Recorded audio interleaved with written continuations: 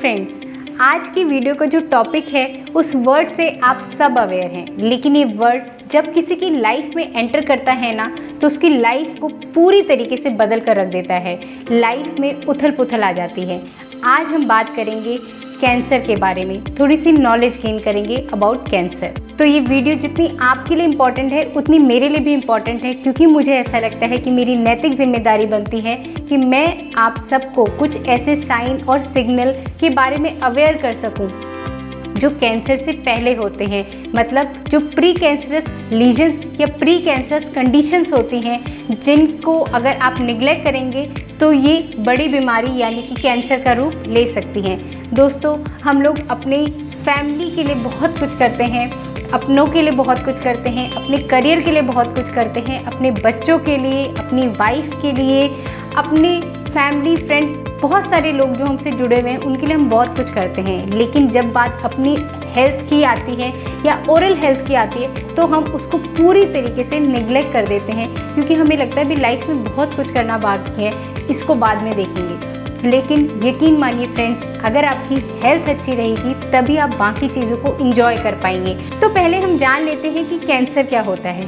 Cancer का मतलब होता है कि जब बॉडी में एबनॉर्मल सेल्स की अनकंट्रोल ग्रोथ होने लगती है और वो आपके हेल्दी टिश्यू को डैमेज करने लगता है तो उसे हम बोलते हैं कैंसर। अच्छा, कुछ पेशेंट्स मेरे पास आते हैं, जैसे हम जब डेंटल क्लीनिंग करते हैं तो हमें पता चल जाता है कि पेशेंट बहुत ज़्यादा स्मोकिंग करते हैं, पान, सिगरेट, बीड़ी, तंबाकू, इस तरह की चीज़ों का ज़्यादा सेवन करते हैं। तो हम उन्हें उस समय अवेयर करवाते हैं कि आपको इन सब चीज़ों को नहीं यूज़ करना चाहिए, ऐसा अगर आप करेंगे तो आपको आगे चल के कैंसर या ट्यूमर हो सकता है।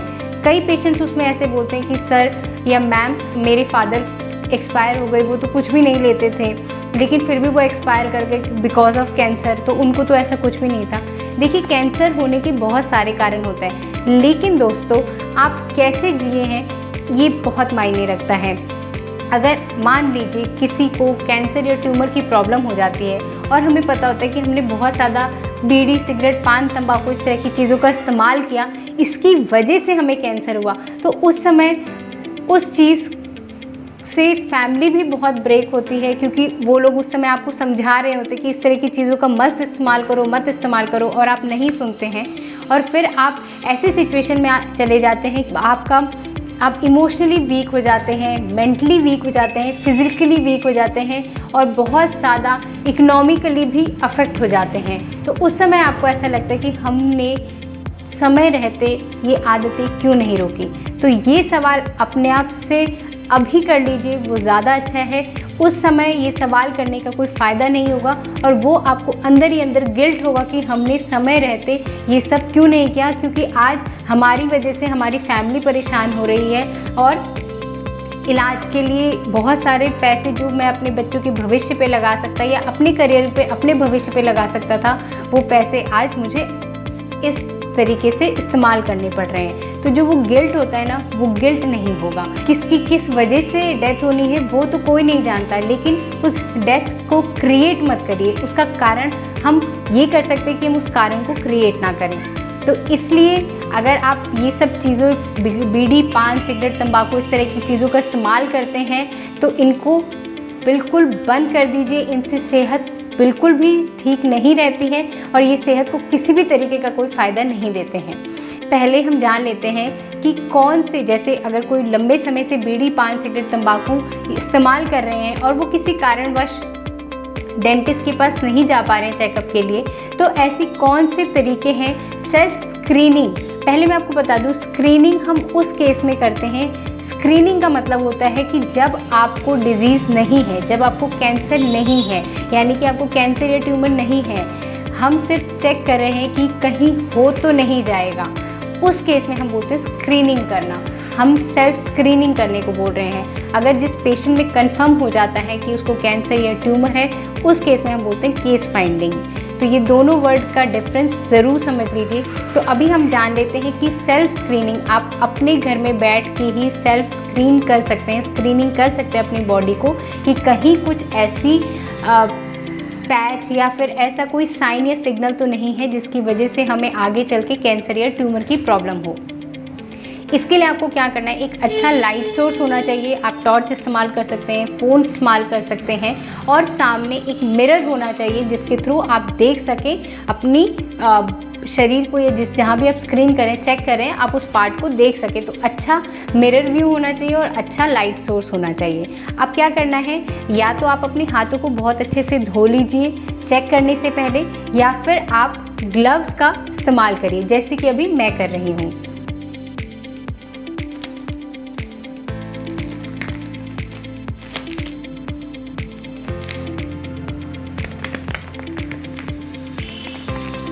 अब स्क्रीनिंग में हमें क्या करना है, हमें स्क्रीनिंग में अपने अच्छे से अपने जॉ की लाइन को टच करना है, अपने नेक को टच करना है, अपनी कॉलर बोन इस तरफ सारे, अपनी लेफ़्ट साइड राइट साइड दोनों अच्छे से चेक कर लीजिए। नेक रीजन को अच्छे से चेक कर लीजिए कि कहीं पर कोई आउट ग्रोथ तो नहीं हो रही, कहीं कोई लम्प तो नहीं बन रहा, कहीं कोई मोल तो नहीं, मस्सा तो नहीं बन रहा, कहीं कोई स्वेलिंग तो नहीं है, कोई गांठ तो नहीं बन रही। ठीक है, ये हो गया बाहर से आपने गले को चेक किया। अब आप बात करेंगे, हम माउथ की बात करें, ओरल की बात कर रहे हैं, तो लोअर लिप,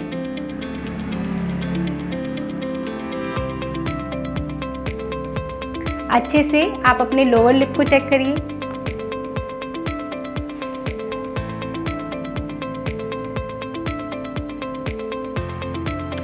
फिर अपने चीक्स का जो पोर्शन है उसको अच्छे से चेक करिए।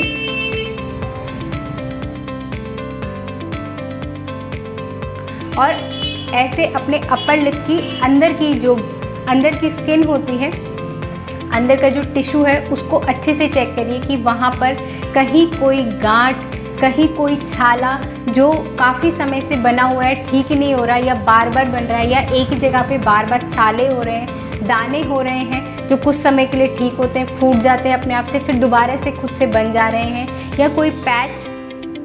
अच्छे से अपनी स्किन को, अंदर की जो आपकी खाल है उसको चेक करिए कि कहीं कोई पैच तो नहीं बन रहा, कहीं कुछ ऐसा डिस्कलरेशन तो नहीं आ रहा कि जो हमें बाकी नॉर्मली हमारे अंदर की जो स्किन होती है वो पिंक कलर के, अंदर का जो हमारी खाल होती है वो पिंक कलर की होती है, कहीं उसका कलर ब्राउन, ब्लैक या ब्लैकिश ब्राउन, या कोई बहुत ज़्यादा रेडनेस, एक ही जगह पे बहुत ज़्यादा रेडनेस तो नहीं हो रही, या कोई स्वेलिंग तो नहीं हो रही, कोई गांठ तो नहीं बन रही, कोई छाला तो नहीं बन रहा, या कहीं कुछ वाइट पैच तो नहीं बन रहा, या हमारी देखिए कितनी फ्लेक्सिबल है, लेकिन अगर यहाँ पे कोई दिक्कत होगी तो वो फ्लेक्सिबिलिटी ख़त्म होती जाती है।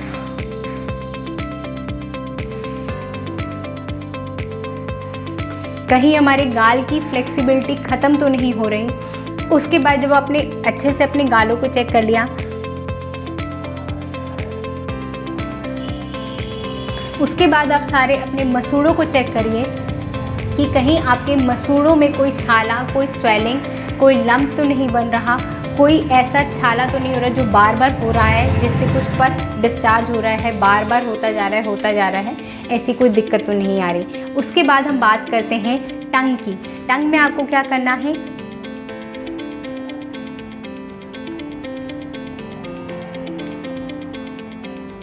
अच्छे से उंगली से सारी टंग को चेक करना है। टंग में भी आपको यही चीज़ें देखनी है कि कहीं स्वेलिंग तो नहीं हो रही, कोई गांठ तो नहीं बन रही है, कहीं पे कोई छाला तो नहीं हो रहा है, या कोई पैच तो नहीं बन रहा है वाइट कलर का, या बहुत ज़्यादा रेड कलर का, या ब्लैकिश ब्राउन कलर का, इस तरीके का कोई डिस्कलरेशन तो नहीं हो रहा है। फिर आप अपनी राइट और लेफ़्ट जीभ बाहर निकाल के चेक करिए कि स्ट्रेच हो रही है कि नहीं हो रही है जीभ। इधर साइड में कोई वाइट लाइन या वाइट पैच तो नहीं बन रहा, या छोटे छोटे दाने तो नहीं होते जा रहे बार बार, जो बार बार हो रहे हैं एक ही जगह पे कंटिन्यूसली, कोई छोटे दाने तो नहीं हो रहे हैं। आपकी जो टंग है वो ईजिली अंदर बाहर राइट और लेफ़्ट मूव कर रही है, नहीं कर रही है।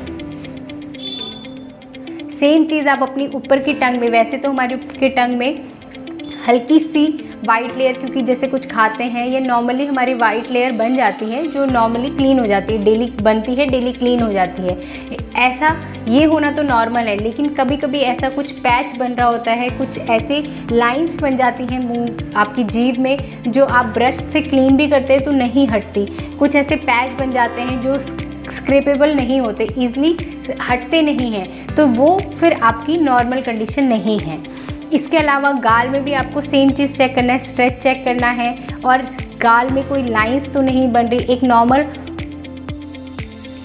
लाइंस जो आपके दांत की तरफ पास होती है वो एक नॉर्मल लाइन है, उसको वो लेकिन पिंक कलर की होगी, ऐसा कोई वो नहीं है कि उसका कलर कुछ अलग हो रहा है। अगर आपको कोई वाइट लाइन दिख रही है या कोई वाइट पैच दिख रहा है, इस तरह का कोई पैच बनता हुआ दिख रहा है, तो वो एक सिचुएशन है कि हाँ उस समय आपको डेंटिस्ट को दिखाना है।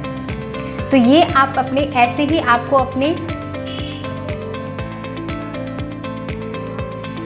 जो सबसे अंदर का पार्ट होता है, जो हमारी यूविला लटक रहा होता है, आपको दिख भी रहा होगा,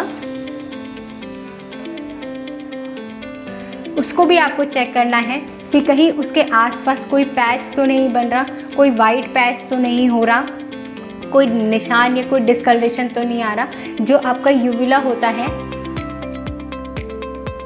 ये जो आपको अंदर लटकता हुआ दिख रहा है, ये नॉर्मली सीधा होता है, लेकिन OSMF के केस में ये हॉकी की तरह शेप इसकी चेंज हो जाती है। तो ऐसा कुछ चेंज तो नहीं हो रहा। अगर ऐसा कुछ होता है, इसी को हम सेल्फ स्क्रीनिंग बोलते हैं।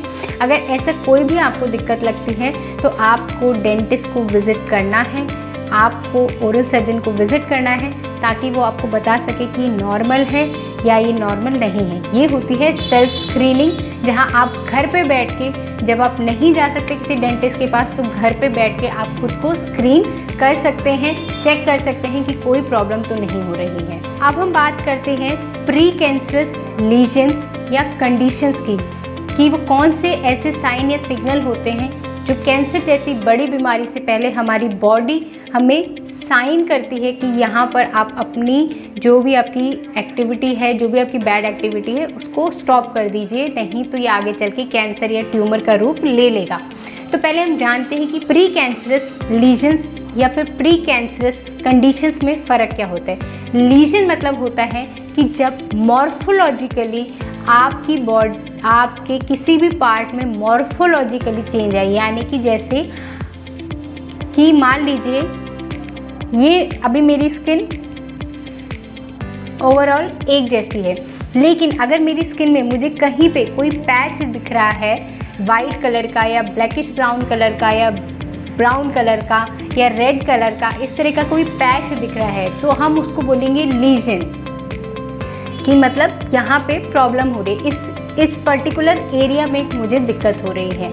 लेकिन जैसे कि आपको छाला हो जाता है, अगर आपको यहाँ छाला हो जाता है तो आपको एक पर्टिकुलर रीजन में छाला हो रहा है, इसको हम बोलते हैं प्री कैंसरस लीजन। लेकिन अगर प्री कैंसरस कंडीशन क्या होती है कि अगर कोई भी छाला या पैच बनने से आपकी कोई एक्टिविटी रुक रही है मुंह की, कि मतलब जैसे कि आपका एक पैच बना, यहाँ की स्किन आपकी टाइट हो गई, स्ट्रेच हो गई, वाइट लाइंस आ गई और आपका मुंह स्ट्रेच नहीं हो पा रहा, प्रॉपर जितना खुलना चाहिए खुल नहीं पा रहा, धीरे धीरे करके माउथ ओपनिंग कम होती जा रही है, उसे हम बोलते हैं प्री कैंसरस कंडीशन, क्योंकि हमारी जो फंक्शनल एक्टिविटी है वो अफेक्ट हो गई। तो ये डिफरेंस होप सो आपको समझ आ गया होगा कि लीजन और कंडीशन में क्या डिफरेंस होता है। तो हम जान लेते हैं पहले प्री कैंसरस लीजन कौन कौन से होते हैं, जिसमें पहला आता है leukoplakia, erythroplakia, carcinoma in situ, candidiasis and smokers palate. ये हमारे होते हैं कुछ प्री कैंसरस लीजन्स। इसी तरीके की हमारी प्री कैंसरस कंडीशन भी होती है, जिसके अंदर आता है OSMF, लाइकेन प्लेनस, सिफिलिस या ल्यूपस एरिथेमेटस। इस तरीके की हमारी कंडीशंस को हम बोलते हैं प्री कैंसरस कंडीशन। अब हम थोड़ा सा डिस्कस कर लेते हैं प्री कैंसरस लीजन्स के बारे में, जिसमें पहला आता है ल्यूकोप्लेकिया। ल्यूकोप्लेकिया जनरली मेल्स में होता है, 30 to 50 ईयर्स के जो मेल्स होते हैं उनमें कॉमन देखा जाता है। ये कहाँ कहाँ पर होता है, ये आपकी चीक्स में हो सकता है, टंग में हो सकता है, जीभ में हो सकता है, फ्लोर ऑफ माउथ में हो सकता है, गम्स एरिया में हो सकता है, मतलब ये कहीं पर भी पूरे मुंह में हो सकता है। इसके अलावा ये दिखता कैसा है, ये वाइट कलर का पैच होता है, वाइट ग्रेइश पैच होता है, वाइट ग्रेइश येलोइश पैच होता है। ये किस तरीके का होता है, इसकी सरफेस होमोजीनियस भी हो सकती है, मतलब पूरी तरीके से एक ही सरफेस, एक ही तरीके की सरफेस या एक ही तरीके का पैच हो सकता है, या फिर ये अल्सरेटिव हो सकता है, मतलब चारों तरफ वाइट कलर का पैच है, बीच में से पस आ रही है, या फिर रिंकल्ड इसकी सरफेस हो सकती है।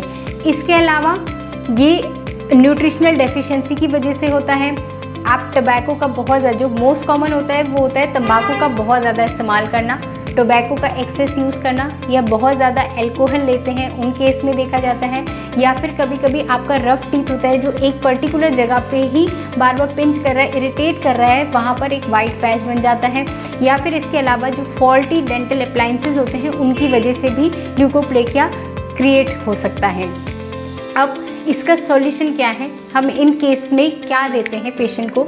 इस केस में हम पेशेंट को देते हैं सप्लीमेंट्स विटामिन ए के, जिसे हम रेटिनॉइड भी बोलते हैं, जो बहुत हेल्पफुल होता है।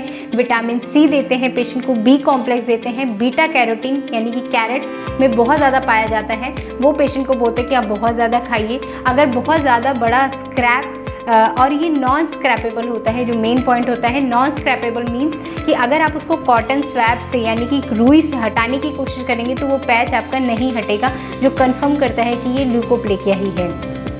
इसके अलावा जैसे कि मैंने आपको बताया कि हम विटामिन ए रेटिनॉइड देंगे, विटामिन सी देंगे और बीटा कैरोटीन देंगे, और इसके अलावा बी कॉम्प्लेक्स की सप्लीमेंट्स हम पेशेंट को इसमें देते हैं। इसके अलावा अगर हमें सर्जिकल ट्रीटमेंट की ज़रूरत पड़ती है, पैच बहुत बड़ा है, नहीं ठीक हो पा रहा, तो हम सर्जिकली भी इसको रिमूव कराते हैं, लेज़र के थ्रू, क्रायो सर्जरी के थ्रू, या फिर इलेक्ट्रो सर्जरी के थ्रू हम इसको स्क्रैप कर सकते हैं, वहाँ से हटा सकते हैं। तो ये हो गया ल्यूकोप्लेकिया। अब हम जान लेते हैं एरिथ्रोप्लेकिया क्या होता है। एरिथ्रोप्लेकिया कैसे दिखाई देता है?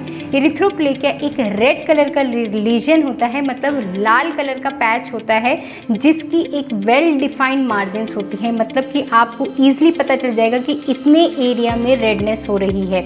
ये एक वेल डिफाइंड मार्जिन्स के साथ एक रेड कलर का पैच दिखाई देता है। कभी कभी एरिथ्रोप्लेकिया प्लस ल्यूकोप्लेकिया हो जाता है, कि यानी कि उसमें वाइट कलर के रेड मार्जिन के अंदर वाइट कलर के छोटे छोटे स्पॉट्स होते हैं, वाइट कलर के रेड कलर के स्पॉट्स होते हैं, उसको हम बोलते हैं एरिथ्रोप्लेकिया प्लस ल्यूकोप्लेकिया। इसके अलावा ये भी होमोजेनियस होता है, मतलब एक तरह की ही सतह, स्मूथ सरफेस होती है इसकी, और पूरा पैच एक ही कलर का आपको अलग से पता है। वैसे हमारी स्किन जो अंदर का खाल होती है उसका कलर पिंक होता है, लेकिन ये पैच अलग से आपको बहुत ज़्यादा रेडनेस एक वेल डिफाइंड मार्जिन्स के अंदर नज़र आएगी, तो इसका मतलब एरिथ्रोप्लेकिया की प्रॉब्लम हो रही है। लेकिन इस कंडीशन में ये बहुत सीवियर होता है, बहुत जल्दी इसके चांसेस होते हैं कैंसर में कन्वर्ट होने के। तो अगर आपको रेड पैच बन रहा है तो आप जल्दी से जल्दी डेंटिस्ट को एक बार विज़िट कर लें और उनको दिखा दें कि ये क्या प्रॉब्लम हो रही है, क्योंकि इसकी सीवियरिटी बहुत ज़्यादा होती है। ये भी मेल्स में ज़्यादा होता है, जनरली 50 to 60-70 ईयर्स के एज में ये पेशेंट्स इसके देखे जाते हैं। ये भी मेल्स में ज़्यादा होता है। ट्रीटमेंट जो ल्यूकोप्लेकिया का था वही इसका भी ट्रीटमेंट सेम ही होता है। इसमें भी न्यूट्रिशनल डेफिशिएंसी वही सेम कारण होते हैं, टोबैको, अल्कोहल या फिर न्यूट्रिशनल डेफिशिएंसी बहुत ज़्यादा हो जाना, उसकी वजह से एरिथ्रोप्लेकिया की प्रॉब्लम हो जाती है। लेकिन ये सीवियर फॉर्म होती है, जल्दी कैंसर में कन्वर्ट होने के चांसेस बहुत ज़्यादा होते हैं। तीसरा प्री कैंसरस लीजन होता है जिसे हम बोलते हैं कार्सिनोमा इन सीटू। इसका मतलब क्या होता है कि जो आपके एपिथेलियम यानी कि जो लेयर होती है बेसमेंट मेम्ब्रेन कनेक्टिव टिश्यू, उसके अंदर जो एपिथेलियम होता है ये वहाँ पनपता है। जनरली ये जहाँ पनपता है ये उसी एरिया में ही रहता है, तो ये इतनी एग्रेसिव फॉर्म नहीं होती है। लेकिन अगर ये स्प्रेड हो जाए तब ये आपका कैंसर का फॉर्म लेगा, जो बहुत कम कंडीशंस में होता है। ये इतनी एग्रेसिव फॉर्म नहीं है। तीनों प्री कैंसर रीजन में मोस्ट एग्रेसिव आपकी एरिथ्रोप्लेकिया ही है। अब हम बात कर लेते हैं स्मोकर्स पैलेट की, जिसको हम स्टोमेटाइटिस निकोटीनिया भी बोला जाता है। ये जनरली आप देखोगे जो पाइप स्मोकर्स होते हैं, जो पाइप स्मोक करते हैं या फिर जो आपके सिगार जो इस्तेमाल करते हैं, तो वो सिगार को चबाते हैं, तो उनकी पैलेट जो अंदर तालू होता है उसमें वाइट कलर के पैच बन जाते हैं, जिसको स्मोकर्स पैलेट बोला जाता है। अगर ये अपनी हैबिट को छोड़ दें तो ये प्रॉब्लम ठीक हो जाती है। ये भी इतनी सीवियर फॉर्म नहीं है। तो अभी हमने जाना कि प्री कैंसरस लीजन्स क्या होते हैं। होप आपको काफ़ी कुछ नॉलेज मिली होगी अबाउट प्री कैंसरस लीजन्स के बारे में। प्री कैंसरस कंडीशंस को हम नेक्स्ट वीडियो में डिस्कस करेंगे। तो आज की वीडियो यहीं ख़त्म करते हैं। तो इस वीडियो को लाइक, शेयर एंड सब्सक्राइब करना ना भूलें, ताकि आपके थ्रू औरों की भी नॉलेज बढ़े और आपको भी जितनी हेल्पफुल हो ये वीडियो, बाकी लोगों को भी आपके थ्रू उससे हेल्प मिल जाए।